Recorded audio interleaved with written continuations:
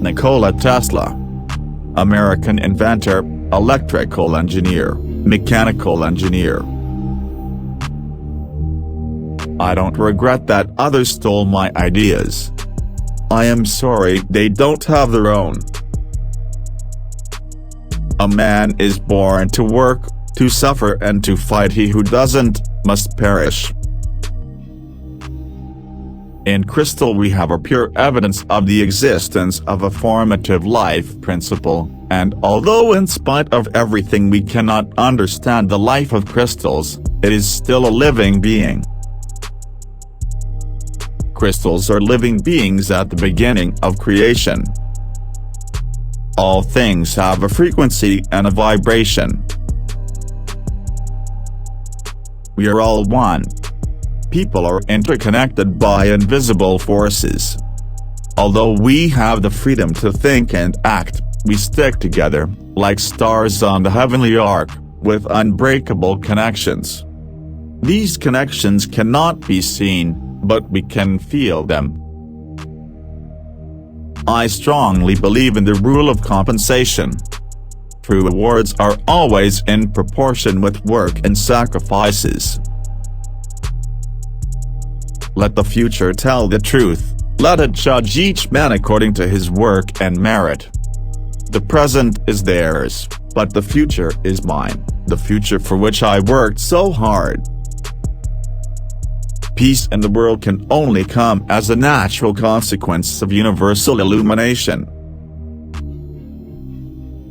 I don't think there is any deeper fulfillment that can capture a human heart than the feeling of an inventor seeing his ideas materialized. Such feelings make man forget food, sleep, friends, love, everything. The progress and development of man are of immeasurable importance for humanity and are essentially dependent on invention. The most important product of a creative mind is an invention. Its ultimate aim is the rule of mind over nature and the use of its forces for the needs of mankind. The inventor finds a huge compensation in the pleasure offered by his work and in knowing that he is an individual of extraordinary capabilities without whom our species would long be extinct in the fierce struggle against merciless elements. The practical success of an idea, irrespective of inherent possibilities, depends on the attitude of contemporaries. Of all the forces of friction, the one which mostly slows down the human progress is ignorance, the thing called by Buddha. The gift of mental energy comes from God, the Supreme Being, and if we concentrate our thoughts on this truth we get into harmony with this great power. My mother taught me to seek all truth in the Bible. Scientists today think deeply instead of clearly. A man must be sane to think clearly, but it's possible to think deeply and be rather crazy. Today's scientists have substituted mathematics for experiments, and they wander from one equation to the next, in order to end up with a structure that has no correspondence with reality. The progress of civilization seems like fire, first the spark, then the flame and finally an explosion of fire increasing its speed and power. Whatever we try to do in any area we must submit it to our efforts, because we depend on the force. Our virtues and our failures are inseparable, just like energy and matter. When they separate, the man is not there anymore.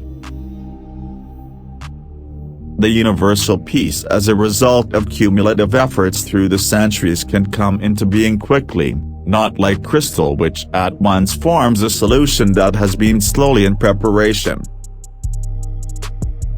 A scientist is not aiming towards sudden results. He does not expect his advanced ideas to be readily accepted. Science is a personal perversion except if its end goal is the betterment of mankind. even matter which is called inorganic, deemed dead, responds to the disbelievers and gives irrefutable proof of the living principle within itself. Everything that exists, organic or inorganic, living and non-living, is sensitive to outside stimuli. I see it as my duty, as a son of his country, to help the city of Zagreb in every way by advice and deed. If I will have the luck to realize at least some of my ideas, it will be a benefaction for the whole mankind. If these hopes of mine come true, the sweetest thought will be that it is the work of a Serbian. On that day when science begins to study non-physical phenomena, it will advance in a decade more than in the early centuries of its history. Man must exercise temperance and control of his senses and leanings in every way, thus keeping himself young in body and mind. Restraint has not always been according to my taste, but my pleasurable experiences are a huge reward. I would give 1,000 secrets of nature upon which I stumbled by accident, in exchange for this one which I extracted from nature, in spite of all the miracles and dangers which I faced.